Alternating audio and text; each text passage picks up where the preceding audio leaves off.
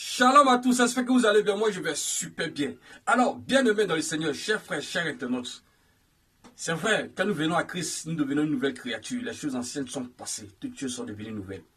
Mais il y a aussi des choses à abandonner, les choses à ne plus faire. Parce que la religion dit le contraire. D'autres religions disent qu'une fois que tu acceptes le Seigneur, tu te fais baptiser, tu es automatiquement sauvé. Donc tu peux vivre comme tu veux. Chose qui n'est pas vraie. Nous devons être le relais de Dieu. Nous devons être les ambassadeurs de Dieu sur terre. Et c'est ce que Dieu nous demande, et c'est ce que nous sommes. Donc nous devons vivre comme Dieu veut, et non pas comme nous voulons. Donc pour cela, il y a des choses à éviter. Donc j'aime. Je ne dis pas ces choses pour te juger, non. Pas pour te juger, parce qu'il y a une très grande différence entre le jugement et la vérité. Je viens t'interpeller, pour que tu puisses prendre conscience, pour sauver ton âme et hériter de l'héritage que Christ nous a donné. C'est très important. Donc pour cela, on va lire les Écritures dans 1 Corinthiens 1, du 1 Corinthiens 6, du verset 9 au verset 12. Je lis la parole. Ne savez-vous pas que les injustes n'hériteront point le royaume de Dieu? Ne vous trompez pas, ni les impudiques, ni les idolâtres, ni les adultères. Verset 10, ni les inféminés, ni les infâmes, ni les voleurs, ni les impudiques, ni les ivrognes, ceux qui boivent beaucoup, les saoulards, ni les outrageux, ni les ravisseurs, n'hériteront point le royaume de Dieu. Vous voyez? Le verset 11 dit, et c'est là que vous étiez quelques-uns de vous, mais vous avez été lavés, mais vous avez été sanctifiés, mais vous avez été justifiés au nom de Jésus-Christ et par l'Esprit de notre Dieu. Le verset 12 dit, tout m'est permis, mais tout n'est pas utile. Tout m'est permis, mais je ne me laisserai asservir de quoi que ce soit. Les aliments sont pour le ventre, et le ventre pour les aliments. Et Dieu détruira l'un comme les autres. Mais le corps n'est pas pour l'impudicité. Il est pour le Seigneur, et le Seigneur pour le corps. Donc frère, nous devons faire attention à plusieurs choses. Nous devons marcher selon ses recommandements. Dieu nous a recommandé de vivre dans la sainteté, d'éviter tout ça. Les ivrognes n'hériteront pas le royaume des cieux. Les adultères, les infâmes, plus les inféminés, tous ceux-là n'hériteront pas le royaume de Dieu. C'est-à-dire, ils ne rentreront pas au paradis. Donc, il ne faut pas qu'on se trompe. Tout est permis, mais tout n'est pas utile pour nous. Donc, faites attention. J'interpelle la jeunesse à se sanctifier davantage, à marcher dans la sainteté, à marcher selon les recommandements de Christ, à marcher dans les voies de Dieu pour éviter le salut. C'est loin de moi le jugement. Ce n'est pas pour juger quelqu'un.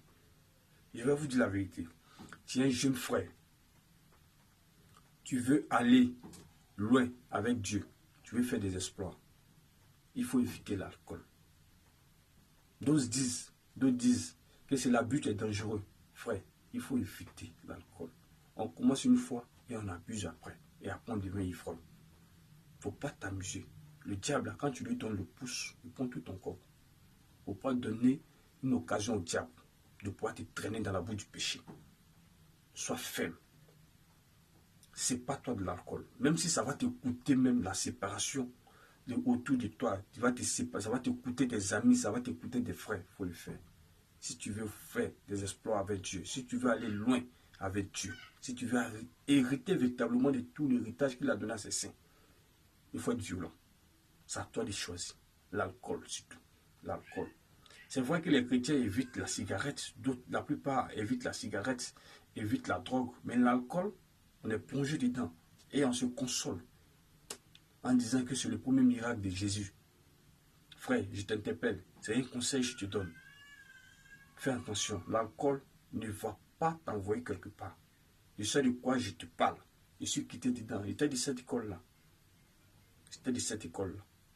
Juste encourager à marcher à la voie du Seigneur, à t'éloigner du péché.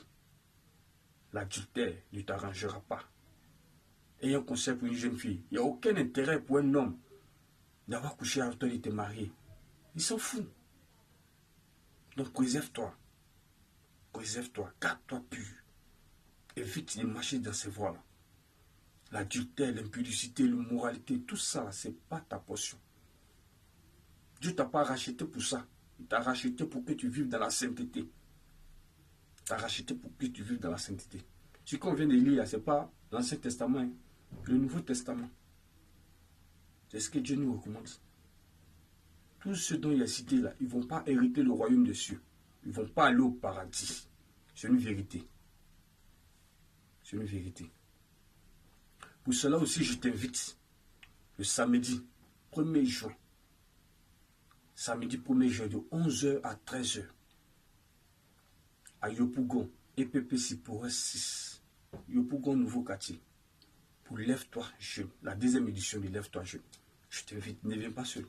On va échanger de plein de choses. On va prier pour la nation, on va prier pour la jeunesse, on va prier pour nos pasteurs, on va prier pour l'église tout entière. Le but, c'est d'apporter le règne de Dieu, pour apporter le réveil. Le réveil. Donc je t'invite, tu es mon invité, ne viens pas seul. Viens avec quelqu'un, tu ne connais pas Christ, même quelqu'un tu connais Christ, que je venez tous.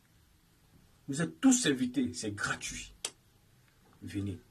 11h, 13h, 2 heures du temps. 2 heures du temps. On vient intercéder, on vient prier. On vient prier pour apporter le règne de Dieu. C'est très important. Que le Seigneur te bénisse. J'espère que tu as compris. Évite de marcher dans l'immoralité. Tu n'as pas d'intérêt dedans. Évite ça. Mets-toi loin de l'immoralité. Que le Seigneur te bénisse ensemble. Au revoir. Ciao.